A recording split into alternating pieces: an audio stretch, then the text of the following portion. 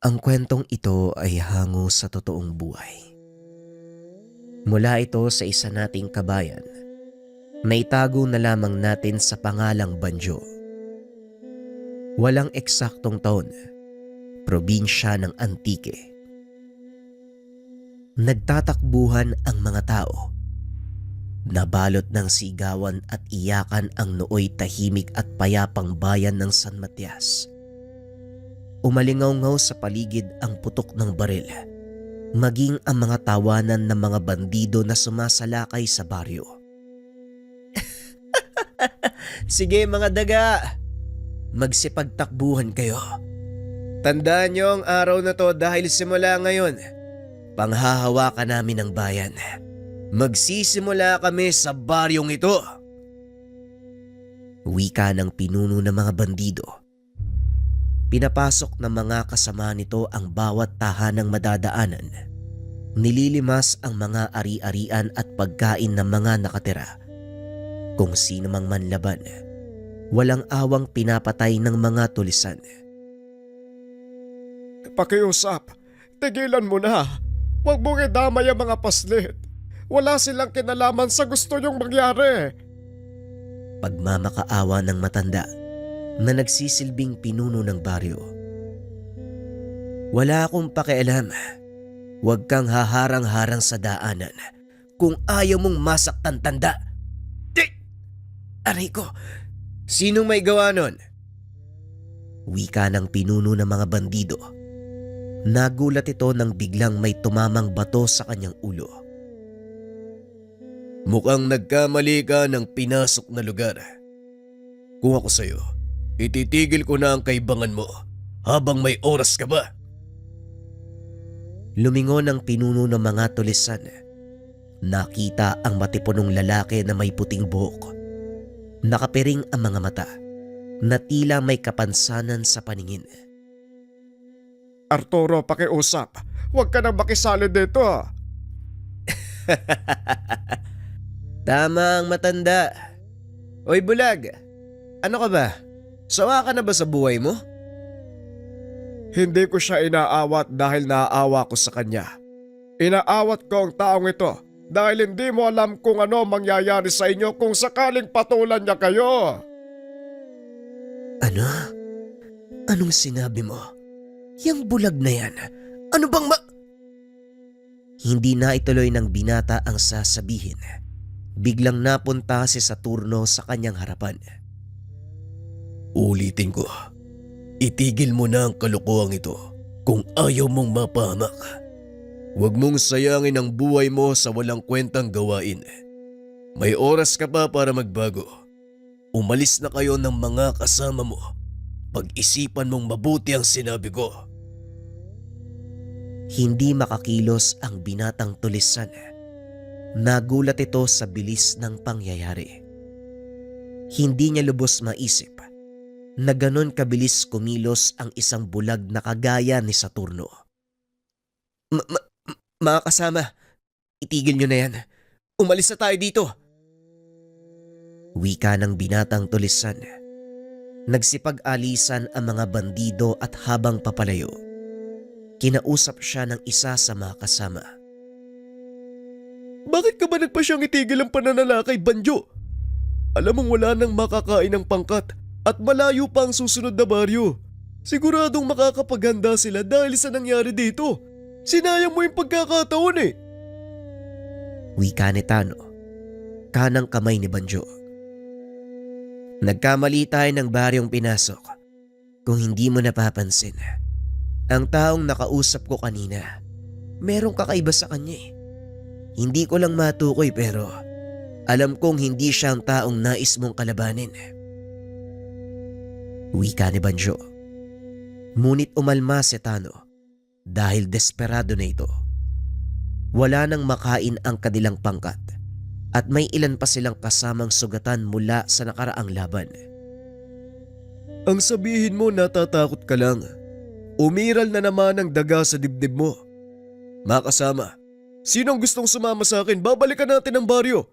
Kung gusto niyong makaligtas at patuloy na mabuhay, sumama kayo sa akin. Halina kayo! Hindi kita hayaang dalin sa kapamakan na mga kasama natin. Hindi mo alam ang papasukin mo, Tano. Sisiguraduhin ko sa iyong mapapahamak lang kayo. Sadyang matigas ang ulo ni Tano. Sumama din ang ilan sa mga kasama nila pabalik sa baryo. Kung hindi mo kayang pamunuan ng grupong ito, maaari ka na magbitaw sa posisyon. Walang pipigil sa'yo. Hindi ka namin sisisihin sa magiging pasya mo. Kahit papano, magkakaibigan pa din tayo, Banjo. Pilit pa ring pinipigilan ni Banjo ang kanang kamay. Ngunit sadyang matigas ang ulo nito. Dahil na rin sa matinding pagnanais na mabigyan ng sapat na makakain ang kanilang pangkat at magamot ang mga sugatan. Kaya ko nga kayo pinipigilan eh. Dahil alam kong kapamakan lang ang kakalabasan ng gagawin nyo. Pakiusap, Tano. Makinig kayo. Hindi nagpapigil si Tano at ang ilan sa mga kasama. Muli nilang binalikan ang baryo. Sinabihan ni Banjo ang ilan sa mga kasama na manatili sa kinaroroonan. Matapos ay sinundan nito ang kaibigan. Dire-diretsyong sumugod ang pangkat ni Tano sa noon nagluluksang mga taga-baryo. Pinagbasdan nitong mabuti ang taong tinatawag nilang Saturno. Napapikit na lang si Banjo nang makita kung paanong namatay ang mga kasama. Sa isang iglap, hindi nito nakitang gumalaw si Saturno sa kinakatayuan. Inangat lang nito ang hawak na bastong gawa sa kahoy at nang muling ibaba, isa-isang nagbagsakan ang mga bandido kasama si Tano. Binalaan na kita, Tano, pero hindi ka nakinig. Matapos makita ang kaganapan, tuluyang nawalan ng pag-asa ang binata. Nagpa siya itong sumuko at tumingi ng tulong sa mga taga-baryo. Kinausap nito ang mga kasama at sumang-ayon ang mga ito. Nang ikwento niya ang nangyari kay Tano. Matapos makuha ang panig ng mga natitirang bandido, naglakad ang mga ito papasok sa baryo. Nakataas ang mga kamay. Huminto sila sa hangganan at isa-isang inilapag ang mga sandata. Naparito kami para sumuko at humingi ng tulong sa inyo. Sugatan ng ilan sa aking mga kasama. Hindi pa kami kumakain ng ilang araw. Bagaman malaking kahihiyan para sa kanya ang ginagawa, nilunok niya ito para sa mga kasama. Ang lakas ng loob niyong humingi ng tulong matapos niyong patayin ang mga kababaryo namin. Ang bagay sa inyo, patawan ng parusang kamatayan. Sandali lang, Tatang. Hayaan niyo siyang magpaliwanag. Alam kong may matinding dahilan kung bakit nila ginawa ang pananalakay. Ikaw, binata, magsalita ka. Una sa lahat, nais ko magpakilala. Ang pangalan ko ay Banjo. At bago ko magkwento, nais kong humingi ng tawad sa nangyari. Tatanggapin ko ang parusa. Handa akong tubusin ang kasalanan ng aking mga kasama. Ngunit ipapakiusap ko na tulungan niyo mga sugatan. Mamaya natin pag-usapan ng parusa. Sa ngayon, papasukan niyo sa baryo mga sugatan nang maasikaso sila ng aming mga manggagamot. Napaluhod si Banjo sa harapan nito. Walang humpay na nagpasalamat. Maraming salamat sa iyo, Manong. Sa oras na magamot ang mga kasama ko, handa akong tanggapin ang parusang igagawad niyo. Gaya ng sinabi ko, mamaya natin pag-usapan ang tungkol dyan. Sa ngayon, kumain na muna kayo nang sa ganon maging malinaw ang isipan at makapag-usap tayo ng maayos. Matapos magsalita ay naglakad ito palayo. Hindi makapaniwala si Banjo. Natutulungan sila ng mga taong tinangka nilang patayin. Matapos kumain, muling bumalik si Saturno kasama si Tandang Abel. Handa na ako makinig sa sasabihin nyo. Handa na ako sa kahit anong parusang ipapataw nyo. Pero pakiusap, hayaan nyong ako ang tumubos sa kasalanan ng mga kasama ko. Bilang pinuno, pananagutan ko ang kasalanan ng mga kasapi ng aking pangkat. Hindi nagsasalita si Saturno. Patuloy na pinakikiramdaman si Banjo. Akmang sasagot sana si Tandang Abel nang bigla naman siyang awatin ng binata. Sandali lang, Tatang Abel. Talaga bang gusto mong ikaw ang tumanggap ng parusa? Tama ka. Handa akong tanggapin ang anumang ipapataw nyo. Kung ganon, makinig kang mabuti. Pinag-usapan na namin kasama ng mga taga-baryo ang pasya kung anong parusa ang ipapataw sa'yo. Pero bago ko ipataw ang kaparusahan, hayaan mong ipaliwanag ko ang naging dahilan ng pagpapasya ng mga kababaryo. Sige Manong, nakikinig ako. Sa lumipas na mga taon, sunod-sunod na pagsalakay ng mga bandido ang nangyari. Hindi lang sa aming baryo, kundi maging sa mga karatig na yon. Marami sa amin ang namatay at ayaw na ng mga kababaryo kong madagdagan ang bilang na yon. Kaya napagpasya namin na sa halip na patawan ng parusang kamatayan ng mga kasama nyo, maglilingkod kayo bilang tagapangalaga ng nayong ito. Babantayan nyo ang paligid at kayo mismo ang pipigil sa anumang pagsalakay o masamang tangka sa baryo. Nanlaki ang mga mata ni Banjo nang marinig ang sinabi ni Saturno. Maraming salamat Manong. Ipinapangako ko, ipagtatanggol ko ang baryong ito laban sa lahat ng sasalakay. Hindi lang sa mga tulisan, kundi sa kahit anong puwersang magbabalak na magdulot ng kapamakan sa lahat ng nakatira dito. Kahit kapalit pa ang aming buhay, hindi kami magdadalawang isip. Kinuha nito ang patalim sa mesa. Sinugatan ang pulso. Ipinatak ang dugo sa lupa bilang tanda ng paglagda ng kasunduan gamit ang kanyang sariling dugo. Binunot ni Saturno ang sandatang nasa loob ng kanyang tungkod. Sinugatan ang pulso. Ipinatak din ito ang dugo sa lupa bilang pagtanggap ng pakikipagkasundo ni Banjo. Ito ang naging simula ng bagong buhay hindi lang para kay Banjo, kundi maging sa kanyang mga kasama. Ipinagtanggol nila ang baryo laban sa mga tulisan. Nagawa naman nilang magtagumpay dahil na rin sa tulong ni Saturno. Dito din napag-alaman ni Banjo na hindi pangkaraniwang tao si Saturno.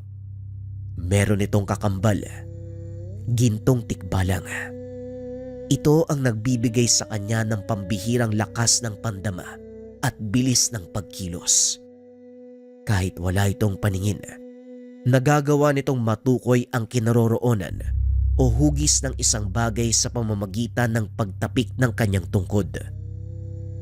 Makalipas ang maraming taon, yun ang naging simula ng pagiging magkaibigan namin ni Manong Saturno. Alam nyo ba, wala pang nakatalo sa taong yan pagdating sa pabilisan ng pagbunot ng sandata. Nagagawa din itong salubungin ng bala ng baril gamit ang kanyang sabli. Naroon yun sa loob ng hawak niyang tungkod Wika ni Banjo habang ipinapaliwanag sa mga bata ang tungkol kay Saturno. Pwede ba, Banjo? Huwag mong niloloko mga bata. Mamaya maniwala sa'yo mga yan Ayos lang yun. Totoo namang ikaw ang nagligtas sa buhay namin at dapat lang malaman ng mga tao yun, lalo na ng mga huling henerasyon. Nang mga panong ito, nagkaroon ng lubos na kapayapaan sa bahay ng San Matias dahil sa presensya ng grupo ni Banjo.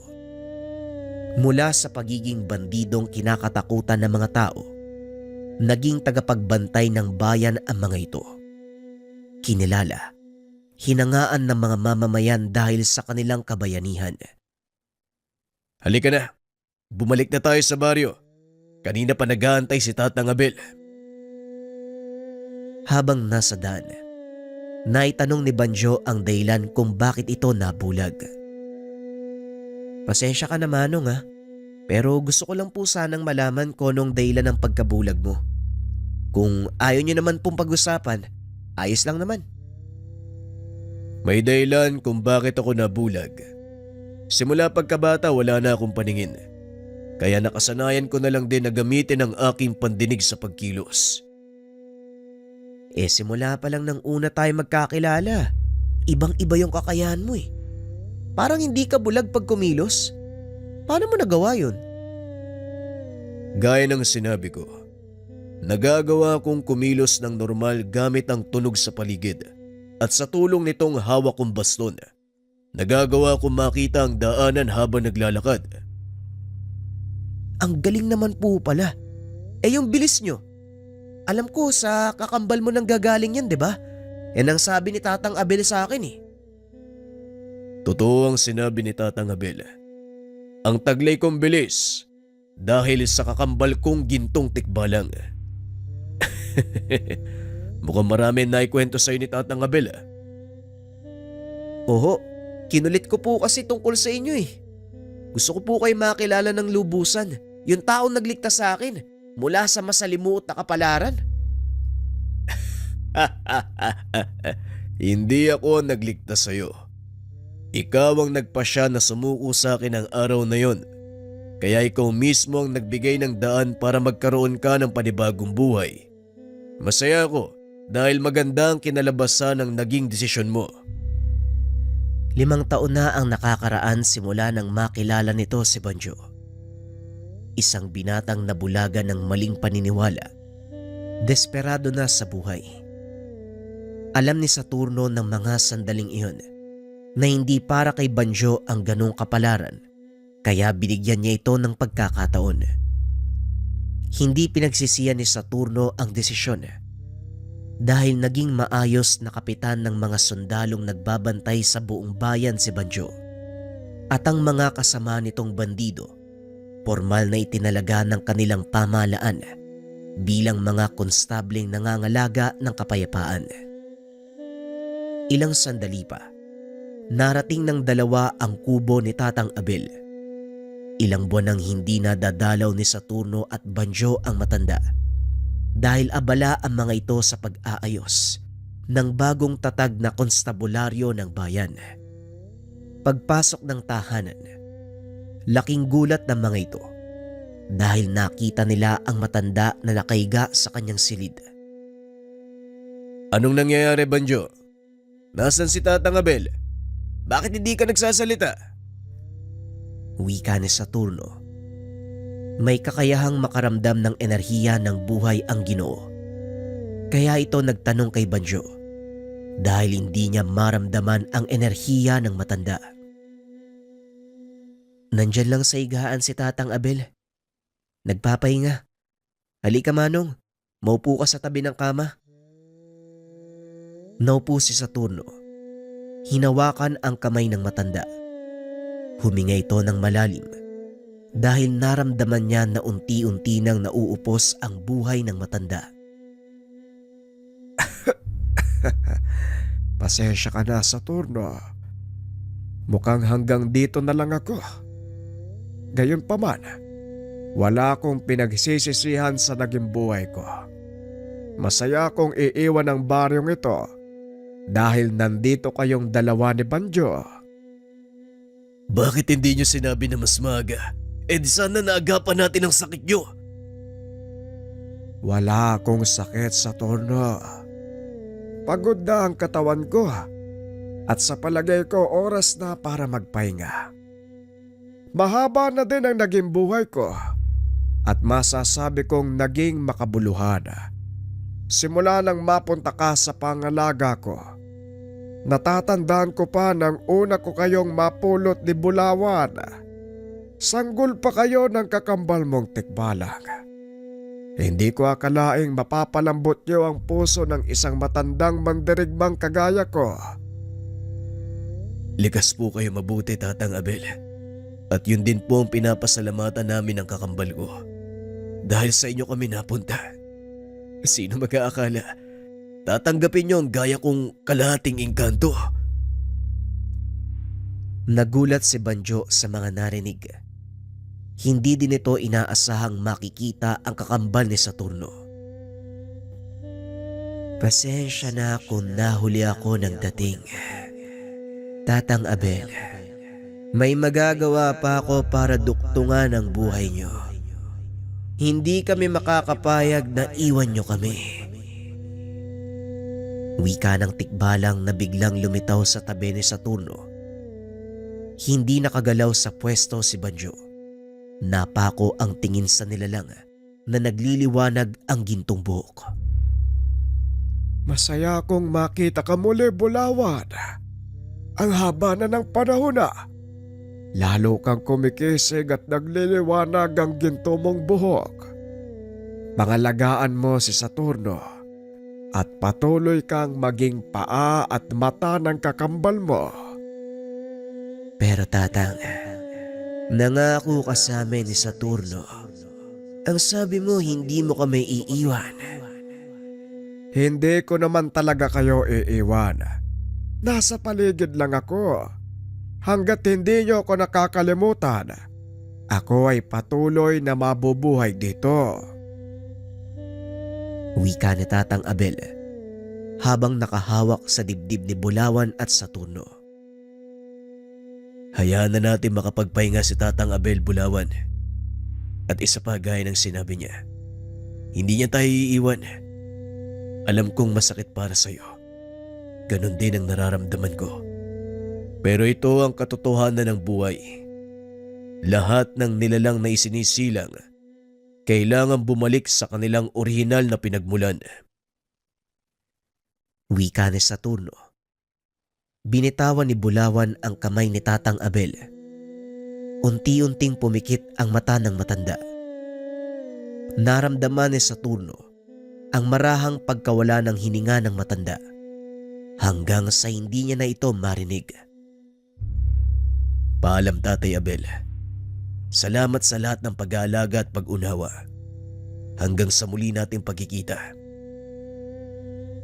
Hanggang sa muli, mahal naming guro. Idinantay ng tikbalang ang kanyang kamay sa dibdib ng matanda. Unti-unting nabalot ng gintong liwanag ang katawan. Isa-isang nagliparan ang itim na paru-paro palabas ng bintana.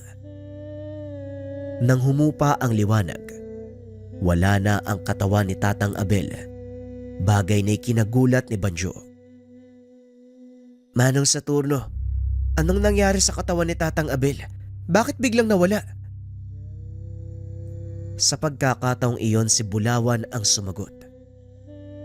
Ipinadala ko si Tatang Abel sa kanyang huling hantungan at ang mga paru-paro ang siyang nagsilbing sundo. Nga pala, Bulawan, siya si Banjo. At Banjo, hindi naman lingid sa kalaman mo ang tungkol kay Bulawan, hindi ba? Ipinakilala ni Saturno ang kakambal. Patuloy lang na nakatitig si Banjo sa napakakisig na tikbalang. Namangha ito sa ginintuang buhok ni Bulawan at sa liwanag na nagmumula dito. Oo, nabanggit din siya sa akin ni Tatang Abel eh. Pero hindi ko inaasahan. Ganto ka pala kakisig. Grabe yung pangangatawan ng kakambal mo ah. Likas sa mga tikbalang ang magkaroon ng matipunong pangangatawan. Lalo na kung nabibilang sila sa hanay ng mga mandirigma. Sa kalagitnaan ng pag-uusap, biglang umalingaw-ngaw ang mga sigawan. Mukhang may paparating na panganib sa turno. Mukhang tama ang kakambal mo. Ang ganda ng salubong sa'yo bilang bagong pinuno ah. Halika na, puntahan natin ang pinagmumula ng ingay. Pag-uusap ng tatlo.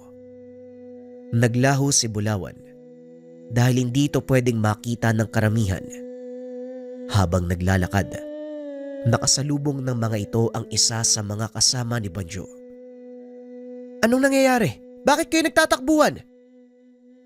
Pagdating ni Banjo sa impila ng mga bantay, kagad siyang nag-usisa. May paparating na pangkat ng mga bandido. Masyadong mabilis ang pagpasok nila kaya hindi namin napansin. Nagawa silang pigilan ng mga kasama natin pero masyado silang marami. Nakita mo ba ang sagisag nilang bandila? Wala silang dalang bandila. Pero may mga tattoo sa braso ang ilan sa kanila. Hindi rin pamilyar sa akin ang mga yun. Dahil dating bandido, pamilyar sa kanila ang watawat ng bawat bandidong nakakalaban.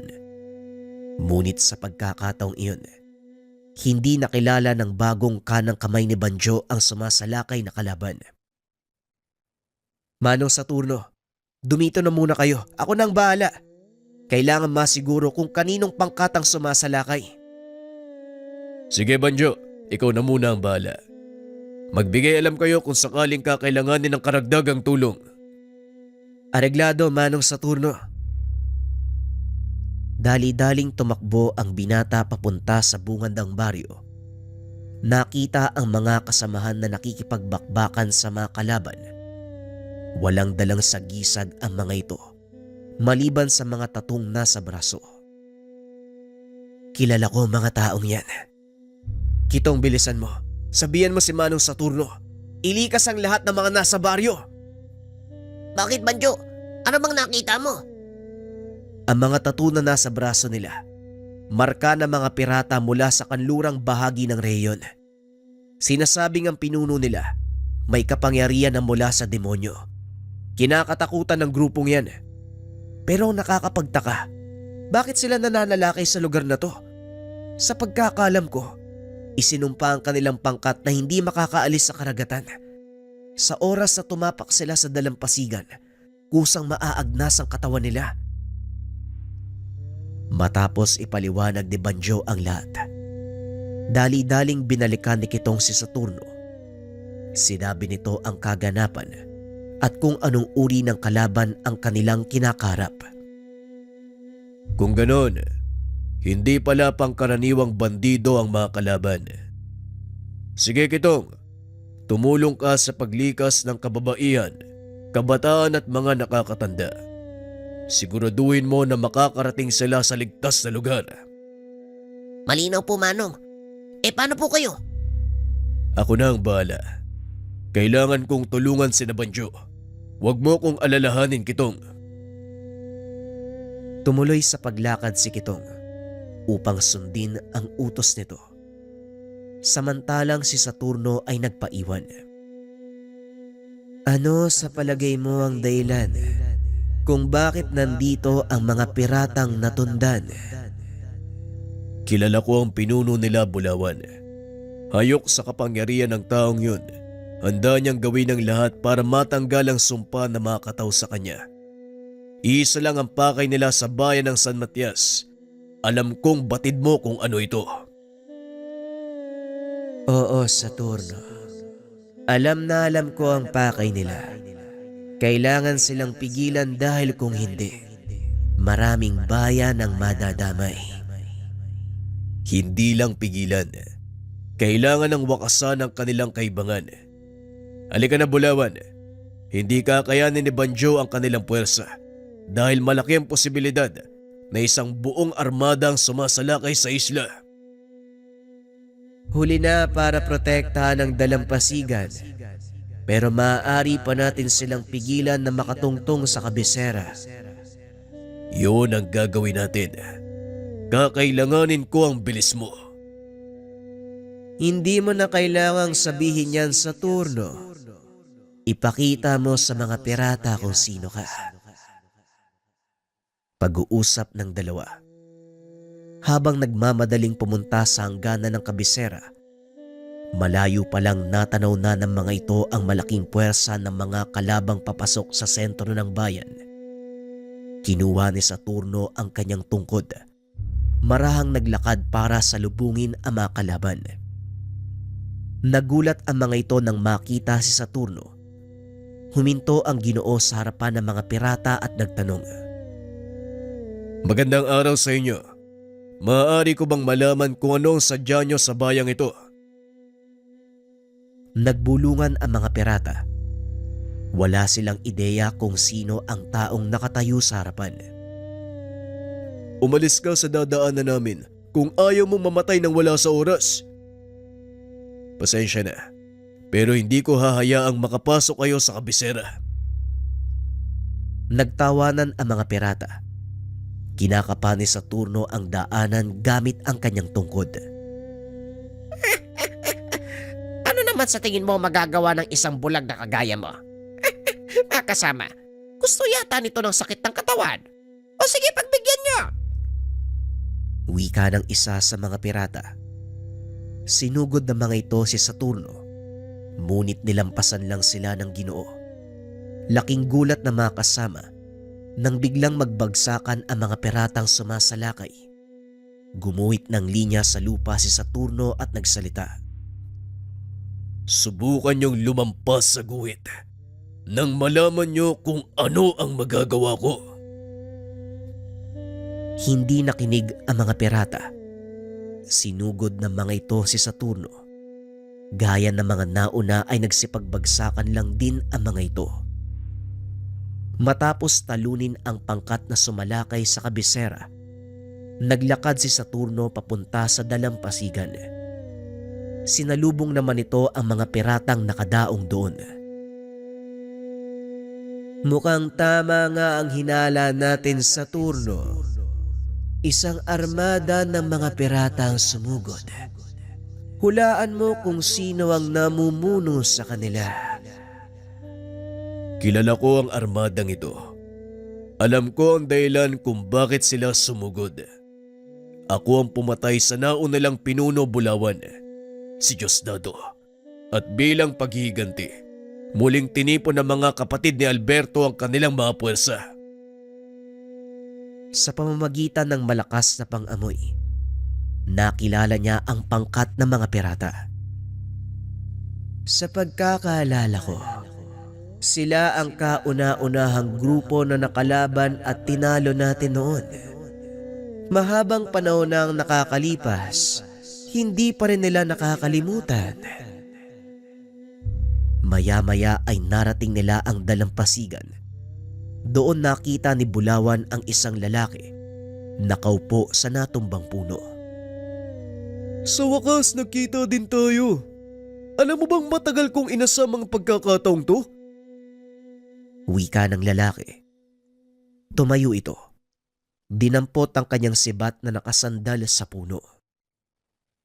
Hindi pa rin ba malinaw sa iyo ang lahat, Alberto? Namatay si Diosdado dahil sa kahangalan. Huwag mo na sanang tularan ang ginawa ng kapatid mo. Hindi ganun kadaling kalimutan ang ginawa mo. Pinatay mo ang kaisa-isang tao na kinilala kong kaanak. Hindi ko nagawang magiganti noon dahil wala akong kakayahan na talunin ang isang kagaya mo. Mabuti na lang, nakilala ko ang isang ermitanyo na nagbigay sa akin ng pag-asa. Itinuro niya sa akin kung paano magkaroon ng kapangyarihang pantayan ng isang kagaya mo. Pantayan. Sa palagay ko, hindi kailanman mangyayari ang sinasabi mo. Likas ang kakayahan ko, Alberto. Walang sino mang pantas o ermitanyo ang maaaring makapantay sa kapangyarihan ng isang bathala. Lingid sa kaalaman nito na naroon si Banjo. Kitang-kita kung paanong nagbago ng anyo ang Ginoo. Kasabay ang pagpapakita ng isang ginintuang tikbalang. Napatras ang mga kalaban ng masilayan ang kakaibang anyo ni Saturno at Bulawan. Nagliliwanag ang mga mata ng Ginoo. Punong-puno ng mga nagbabagang letra ang balat at tila nagliliyab na ginto ang buhok. Samantalang ang kakambal na si Bulawan, nasa anyong itim na kabayo, may gintong buhok. Naglalabas ng liwanag ang bawat hibla. Hindi makapaniwala si Alberto dahil siya mismo ang nakasaksi sa nilalang na kumitil sa buhay ng kanyang nakakatandang kapatid. Totoo nga ang sinabi ni Diosdado. Ikaw nga si Saturno Oro, ang bathala ng liwanag. Binigyan kita ng pagkakataon nang hayaan kitang mabuhay noon. Pero anong ginawa mo? Bumalik ka pa sa bayang ito para magiganti. Sa tingin mo, papalampasin ko pa ang kasalanang ginawa mo? Wala akong pakialam kung sino ka o kung ano pa ang kakayahan mo. Kung nung una, nagawa mong talunin ng kapatid ko, pasensya na, pero hindi yun mangyayari ngayon. Itinaas nito ang kanang kamay. Naglabasan sa tubig ang mga nilalang na nahahawig sa syokoy. Mga katao, hindi ba sinumpa kayo ng mga nilalang na ito Paanong nasa panig niyo sila ngayon? Si Diosdado lang ang apektado ng sumpa at nang mamatay siya, lumaya ang aming armada. Kaya kahit papano, nagpapasalamat pa din ako sa iyo, Saturno. Samantala, sa hindi kalayuan patuloy na pinapanood ni Banjo ang nangyayari. Daan-daan ang bilang ng mga kalaban.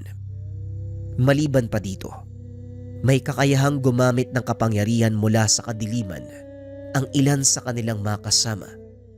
Nanatiling nakatayo si Saturno at Bulawan sa gitna ng napakaraming kalaban. Isang maling galaw lang, siguradong magiging mitya ng malaking gulo. Unti-unting lumalapit ang mga kalabang nilalang.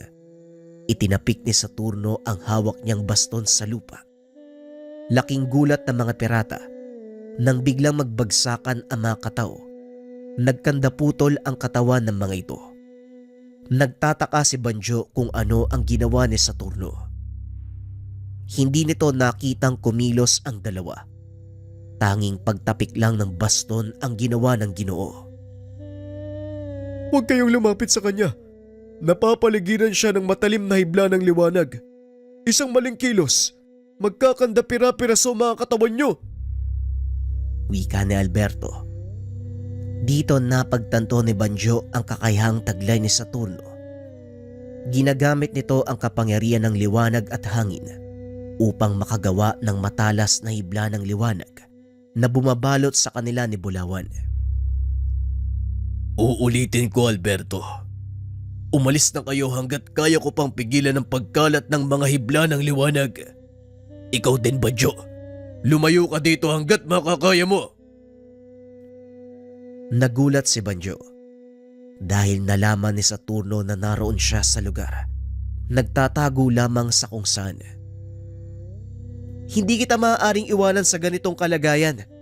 Kung kakailanganin ko magbuwis ng buhay, gagawin ko. Masigurado ko lang ang kaligtasan mo.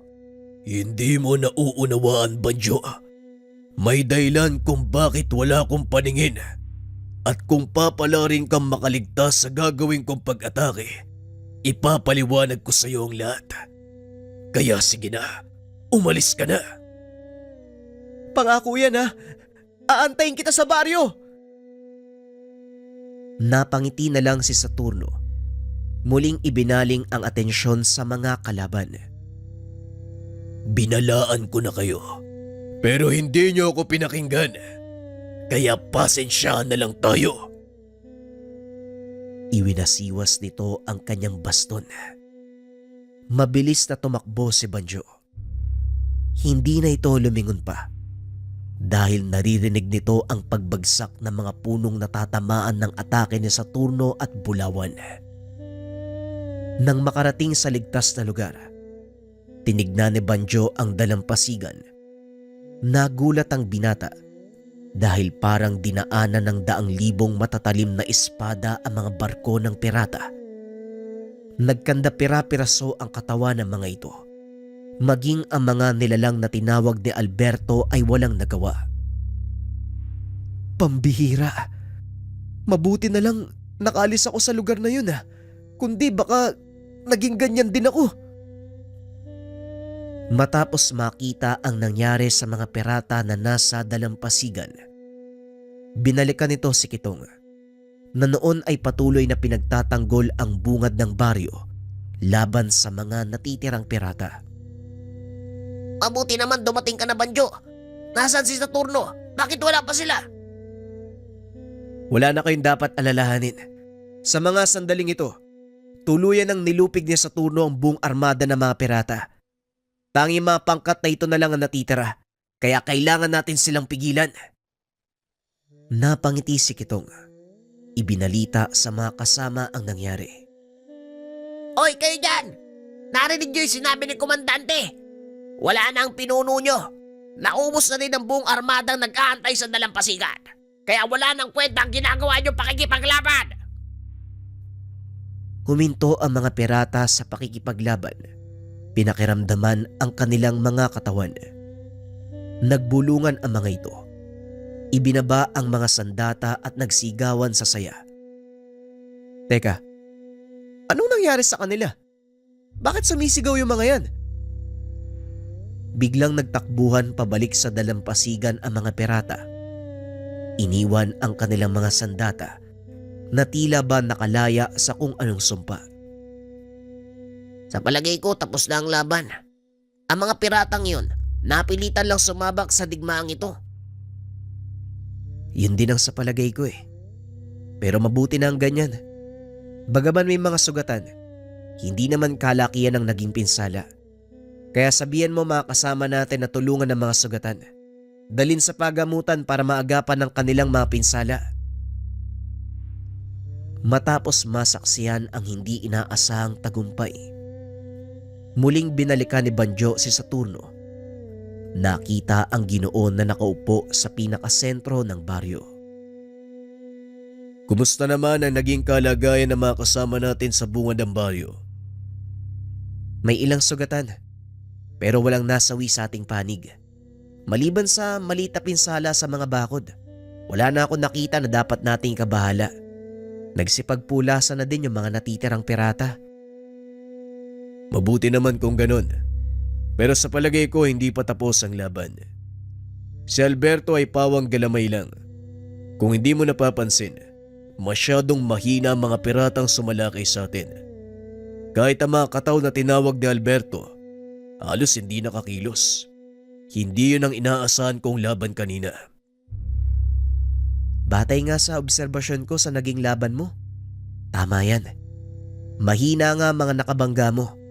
Pero ang ipinagtataka ko, bakit wala ang mga sinasabi mong may kaalaman sa lihim na karunungan? Malakas ang kutob ko ng malaking pagsalakay na yun. Isang uri ng diversyon. Maaaring nakapasok na sa bayan ng kanilang pangunahing puwersa. Balak pabagsakin ng mga pirata ang pamunuan ng bayang ito. Kung totoo ang sinasabi mo, kailangan nating kumilos bago pa mauli ang lahat. Tama ka. Pero hindi din dapat magpadalos-dalos ng desisyon. Maging ako, hindi sigurado sa maaari nating karapin. Posible ding hindi kayanin ng puwersa natin ang mga kalaban. Tandaan mo, Banjo, mga piratang may matinding karanasan sa pananakop ang ating mga kalaban. Ang mga piratang natundanon. Higit na matatalino kaysa sa mga pangkaraniwang pirata. Ang mga nauna nilang kasapi mula sa mataas na antas ng pamahalaan na nagsawa na sa pamamalakad ng tiwaling mga pinuno. Hindi ko alam kung saan mo kinukuha ang ganitong mga kaalaman. Pero magtitiwala ako sa iyo. Ikaw ang higit na nakakaalam sa kanila. Umaasa ako, alam mo din ang kahinaan ng mga natundanon. Kung sa kahinaan lang, Banjo, wala din silang pinagkaiba sa mga normal na pirata. Ang inaalala ko lang, kung kakayanin ba na makasama natin ang kanilang puwersa. Dating bandido mga kasama natin, Manong. Kilala ko ang kapasidad ng mga tauhan ko. Kahit gaano pa kalaking panganib ang nakabang sa kanila, hanggat nakikita nilang nakatayo ako, hindi sila susuko. Kung ganon, tipunin mo sila. Hayaang makapagpahinga. Mawawala ako ng ilang araw. May mga bagay akong kailangang asikasuin. Hindi sasalakay ang pangkat ng mga pirata ng basta-basta. Alam nilang mapanganib ang bahaging ito ng bayan dahil sa aking presensya. Kaya mananatiling ligtas sa mga tao. Hindi rin ako magtatagal. At isa pa, malaki ang tiwala ko sa iyo, Banjo. Hindi na nagsalita si Banjo. Matapos ang pag-uusap na yon, umalis si Saturno. Walang nakakaalam kung saan ito pupunta. Ngunit pinanghawakan ni Banjo ang mga salita ng Ginoo. Minabuti ni Banjo na wag nang sabihin sa mga tao ang nalaman tungkol kay Saturno. Isinaayos nila ang mga nasirang ari-arian sa bayan. Pinagtibay ang depensa, partikular sa kanilang bagong kinaroroonan, dahil ito ang nagsisilbing pangunahing himpilan ng kanilang hukbong tanggulan. Nagpadala ng ilang kasamahan si Banjo upang magmatsyag sa bayan. Ilang araw na din ang nakakalipas simula nang umalis si Saturno. Laking pasasalamat ni Banjo dahil wala namang masamang nangyari. May ilang kahina-hinalang tao ang namataan ng kanilang mga espiya sa bayan. Ngunit hindi naman ito gumagawa ng kahit anong ikakapahamak na mga tao. Hinayaan nila ang mga ito ituloy ang anumang gawain, ngunit hindi sila nilulubayan ng mga tauhan ni Banjo. Lumipas ang mahigit 1 buwang katahimikan. Inakala ng lahat na nagkamali lang si Saturno sa pagkalkula ng sitwasyon. Hindi totoong nakapasok na ang mga pirata sa kanilang bayan. Naging kampante ang mga ito at pinagpatuloy ang buhay. Nang halos hindi na inaalala ang panganib na nakaamba. Bisperas ng kapistahan, abala ang lahat sa paghahanda. Ganon din ang mga pirata. Isang pangkat ng mga taong nagtatanghal ang dumating. Malugod namang tinanggap ng mga tao ang grupo. Ngunit nararamdaman ni Banjo na may kung anong kakaiba sa mga ito. Nagsimulang magtanghal ang mga serkero, habang si Kitong at Banjo masuring nagmamatsyag sa kilos ng mga ito. Tuwang-tuwa ang mga tao sa panonood na tila noon lang sila nakaranas ng ganung uri ng pagtatanghal. Naglakad palayo sa sentro si Banjo upang tignan ang mga hangganan. Hindi pa man nakakalayo, sunod-sunod na pagsabog ang narinig ng binata. Nagulat si Banjo. Nanlaki mga mata nang makitang natutupok na ang kabisera. Umalingaw-ngaw sa paligid ang sigawan at putok na mga kanyon. Inikot ni Banjo ang tingin sa paligid. Nakita ang malalaking kanyon na nakatalaga sa mga bangin. Nakapalibot ito sa buong bayan. Nagsimula na silang sumala kay Banjo. Wala pa rin si Saturno. Anong gagawin natin? Tipunin na mga kasama. Maganda kayo.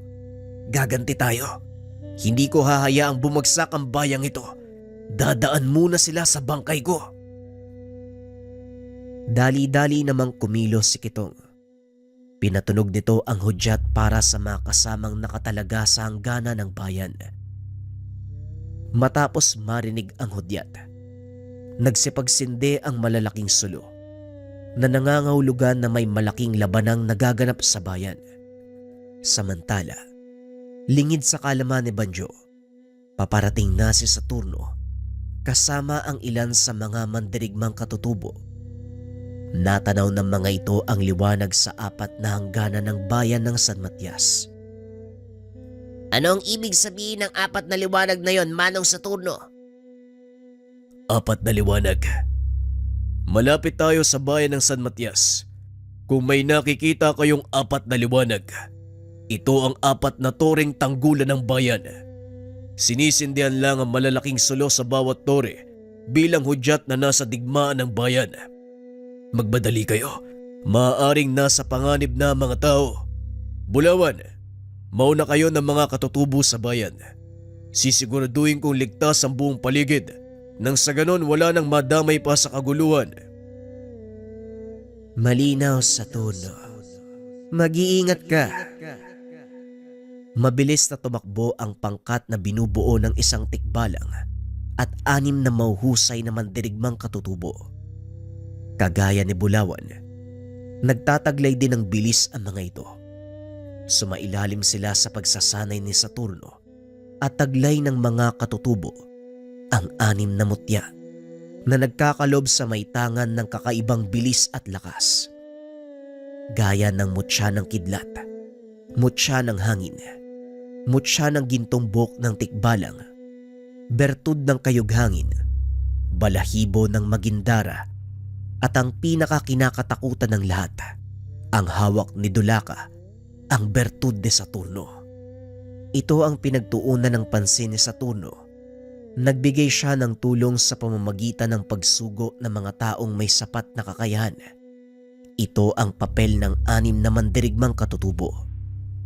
Sinanay ni Saturno ang mga ito bilang paghahanda sa mga pangyayaring kagayang nagaganap sa bayan ng San Matias.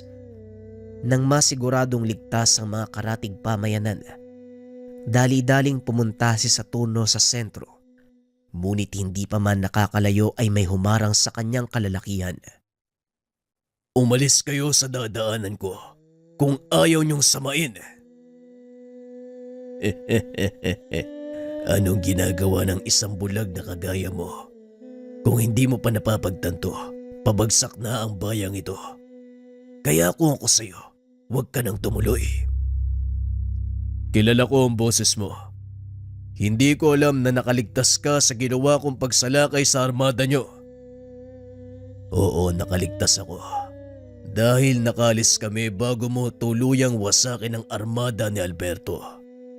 Malas mo lang, dahil maging si Tandang Damian ay nakaligtas. Naaalala mo ba ang matandang yon? Naaalala ko matandang yon. At alam ko rin na siya ang may pakana ng lahat ng ito. Pero wala akong pakialam. Padaanin niyo ako kung ayaw niyong pagsisiyan ang susunod kong gagawin. Alam mo, gustong gusto kong makita ang sinasabi ng mga tao. Ang mga taong nakaligtas. Ipakita mo sa akin kung sino ka. Kaya kung gusto mong dumaan, kailangan mo kong talunin.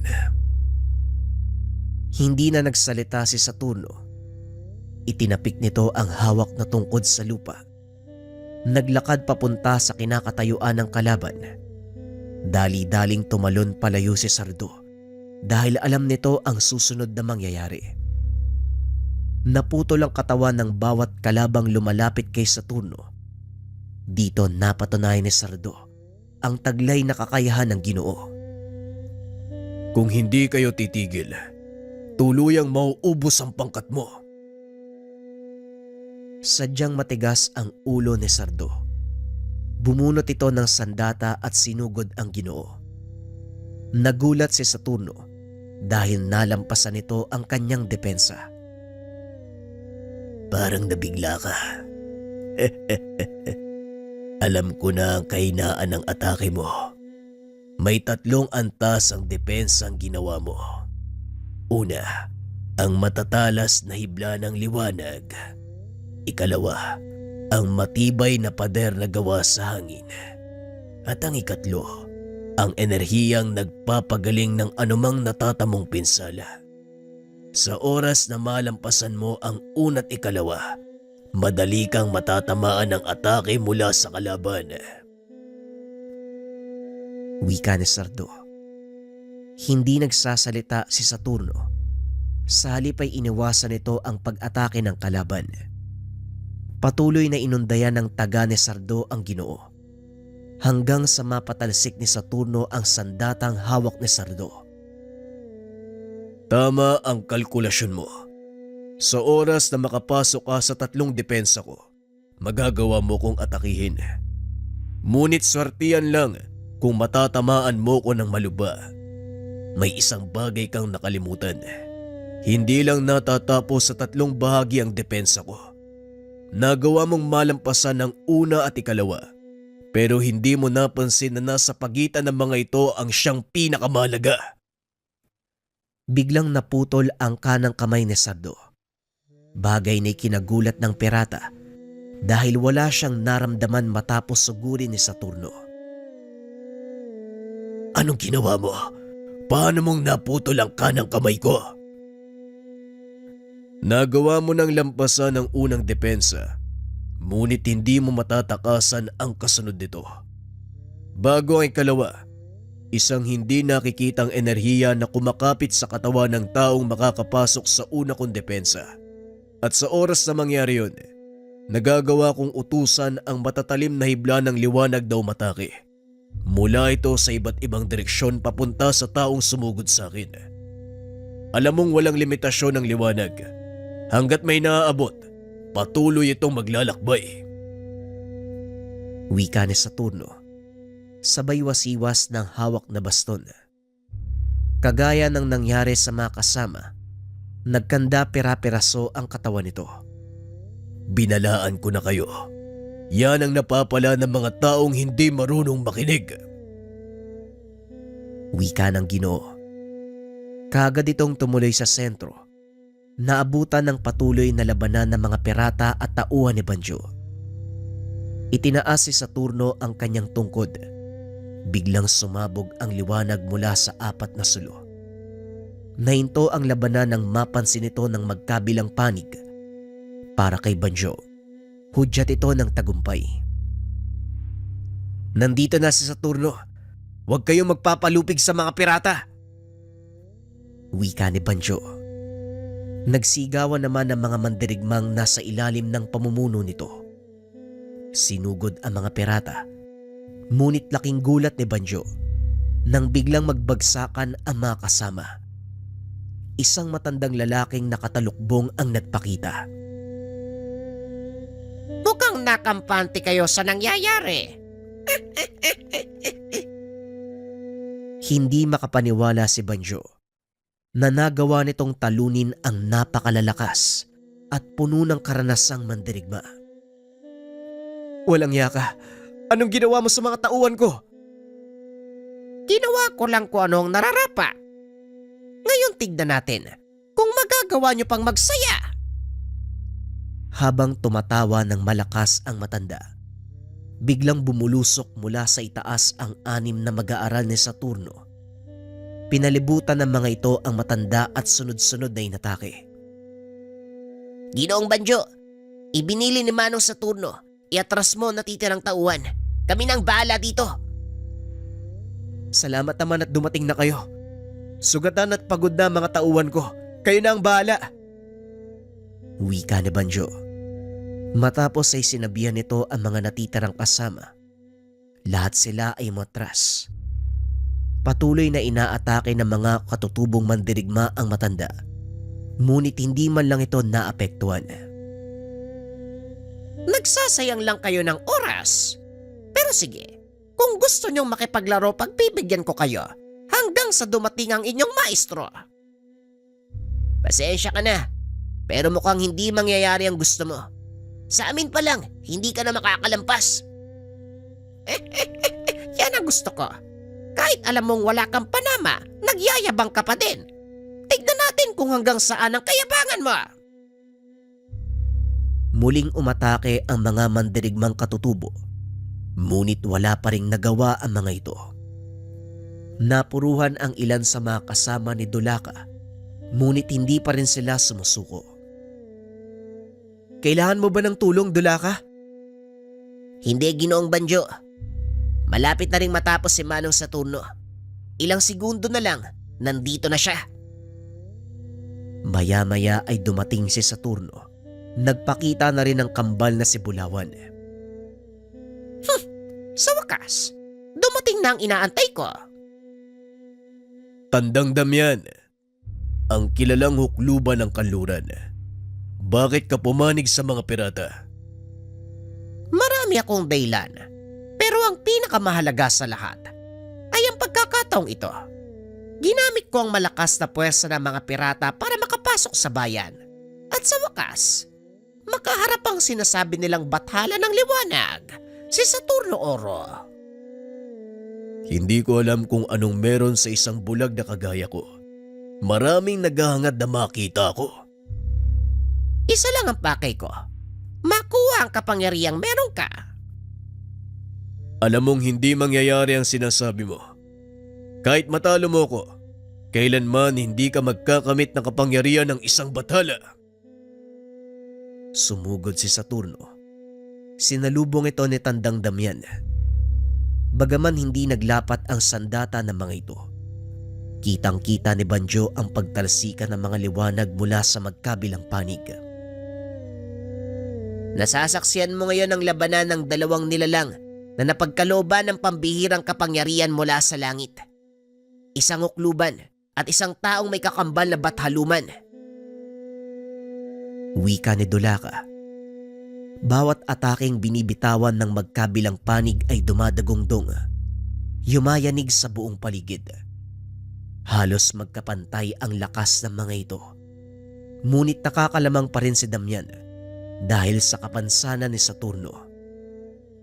Mukhang hanggang dyan ka lang talaga. Matagal ko nang sinasabi sa'yo na walang mararating ang isang bulag na kagaya mo. Laking gulat nito nang biglang lumitaw si Bulawan at sinuntok ang mukha ng matanda. Walang magagawa si Saturno kung nag-iisa. Kaso nga lang kasama niya ako eh. At kailanman, hindi ko iiwan ang kapatid ko. Nawala sa isipan ni Tandang Damian ang kakambal nitong si Bulawan, ang totoong bathaluma ng liwanag. May dahilan kung bakit wala akong paningin. At yun ay para hindi ako mabulag ng liwanag ng aking kakambal. Hindi pangkaraniwang liwanag ang taglay ni Bulawan. Ang makakakita nito, nasusunog ang kaluluwa o hindi kaya naman nagkakanda pira-piraso ang bahagi ng katawan. Maswerte ka. Nagawa mong lumapit sa akin nang hindi nagkakanda gutay-gutay ang katawan mo. Huwag na nating patagalin ang laban. Tama ka. Wawakasan natin ang labang ito. Masyado ng maraming naperwisyo dahil sa ambisyon ng taong yan. Pag-uusap ng dalawa. Biglang hinawakan ni Dulaka ang ulo ni Banjo. Isinubsob ito sa lupa. Pasensya na, Ginoong Banjo. Pero kailangan ko tong gawin dahil maaaring mawala ang paningin mo kung makikita mo ang liwanag mula kay Bulawan. Hinawakan ni Bulawan ang balikat ni Saturno. Nagpakawala ng nakakasilaw na liwanag. Nilikop nito ang kabuuan ng baryo. Lahat ng mga nakakita ng liwanag, mapakakampi o kalaban ay naapektuhan. Lalo na si Tandang Damian. Hindi na nito nagawa pang umalis sa kinakatayuan o kahit pa sumigaw. Ilang minutong nakalipas, tuluyang humupa ang liwanag. Nakita ni Banjo ang pinsalang dinulot nito. May mga nabuhay, ngunit wala ng paningin. At ang ilan, naggutay-gutay ang katawan. Hindi makapaniwala si Banjo na ganito ang pinsala na maaaring idulot ng kapangyarihan ng kambal na bathaluman. Matapos ang laban, itinipon ni Banjo ang mga kasama. Ang ilan ay nasawi sa laban. Ang ilan naman ay pinalad na nakaligtas. Nagawa ding ibalik ni Saturno at Bulawan ang paningin ng mga ito. Malaking pinsala ang naidulot ng pananalakay ng mga pirata, pero nagawa itong pigilan nila Saturno at ng mga matatapang na mandirigma na nag-alay ng buhay upang mailigtas ang buong bayan ng San Matias. Sa kabila ng dilubyong dumaan, nagawang bumangon ng mga taga-baryo. Patunay lang na walang makakabuhag sa isang bayang nagtutulungan. Sa pagdaan ng mga taon, marami pang pagsubok ang pinagdaanan ng bayan ng San Matias. Mas malakas, mas malala kaysa sa mga nauna, ngunit nagagawang malampasan. Hindi nagpatinag ang mga taong bayan dahil sa pag-asang dala ni Banjo at Saturno. Makalipas ang ilang buwan, nagpasya si Saturno na magpaalam. Hindi ito nagbigay ng eksaktong dahilan. Iniwan nito ang pamumuno at pagtatanggol ng bayan kay Banjo. Hindi naman naging mahirap para sa binata ang pamumuno dahil na din sa paggabay ni Saturno. Bago pa man lumisan ang Ginoo, itinuro nito ang lahat ng dapat gawin kay Banjo. Sa tulong ng mga nakakatanda, naisakatuparan ni Banjo ang mga tungkulin bilang alkalde. Misay nagap. Hindi nito inakalang magkakaroon siya ng posisyon sa isang lugar na minsan niyang inatake. Ilang dekada ang nagdaan. Hindi na nagpakita si Saturno at Bulawan. May ilang nakapagsabi na tuluyan nitong tumawid sa kabilang mundo. Ngunit may ilan ding nagsasabi na nasa paligid pa rin ang kambal na bathaluman at patuloy silang binabantayan. Hindi na umasa ang mga taong babalik pa si Saturno. Salip nagtiwala ang mga ito sa pamumuno ni Banjo. Nagawa namang itaguyod ng binata ang baryo. Nagampanan ang kanyang tungkulin bilang tagapangalaga ng bayan Ito ay dahil sa pag-asang ibinigay ng isang bathaluman, si Saturno Oro.